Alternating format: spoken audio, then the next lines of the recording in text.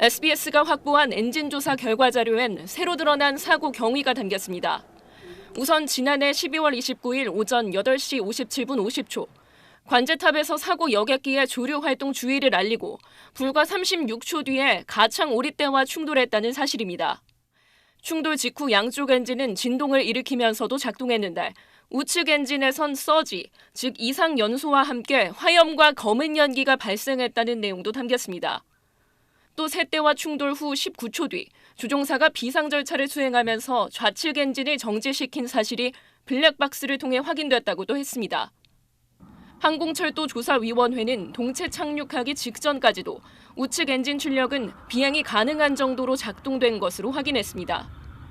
그런데 항철위는 유족상대 설명회에서 우측 엔진 손상이 더 심했는데 조종사가 왼쪽 엔진을 정지시켰다는 점을 강조한 걸로 알려졌습니다. 조종사의 오판 또는 실수 가능성을 시사한 겁니다. 하지만 유족들과 전문가, 현직 기장들은 의문을 제기하고 있습니다. 좌측 엔진도 손상된 상황에서 우측 엔진을 끄고 좌측 엔진만으로 비행했다면 안정적으로 착륙이 가능했는지에 대한 객관적인 자료가 전혀 제시되지 않았다는 겁니다. 정황들이나 근거 자료를 정확하게 공개하시고 정말로 객관적으로 조사가 전문적으로 잘 됐다면 그걸 공개 못할 이유가 없다고 생각하거든요.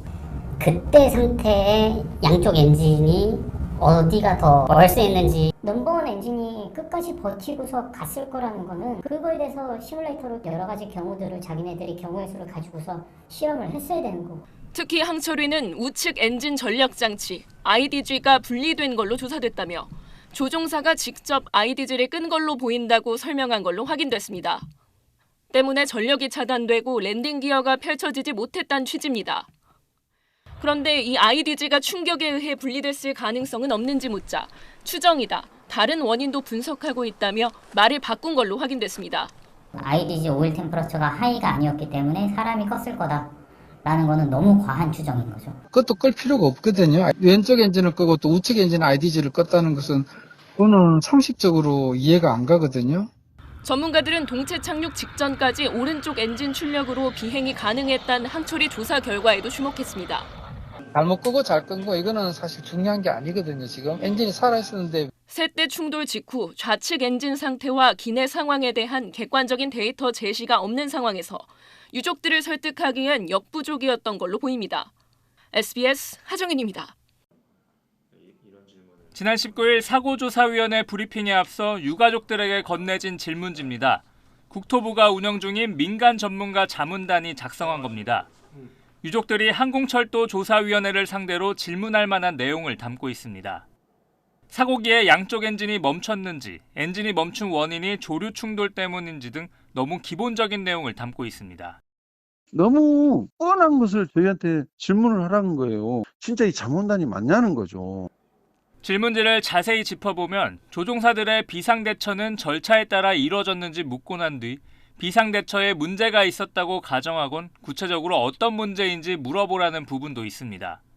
조종사 훈련과 평가를 항공사는 제대로 하고 있는지, 랜딩 기어가 내려오지 않는 건 조종사의 조작 실수였는지 물어보라는 부분도 있습니다.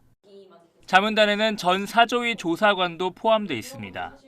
다각도로 이루어져야 되는 그런 조사들이 뭔가 결론 내리고 싶은 방향으로 가는 것은 아닌가라는 생각이 들어요. 사고조사위원회의 독립성은 투명한 조사와 재발방지 대책 수립을 위한 필수 요소입니다. 미국과 일본 등은 이미 오래전부터 우리의 사고조사위원회에 해당하는 기관들을 독립적으로 운영하고 있습니다.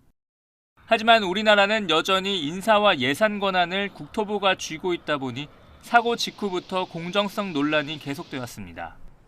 국회에선 무한공항 참사 이후 사고조사위를 국무총리실 등으로 이관하는 법안이 발의되기도 했지만 아직 국회를 통과하지 못하고 있습니다. SBS 정준호입니다.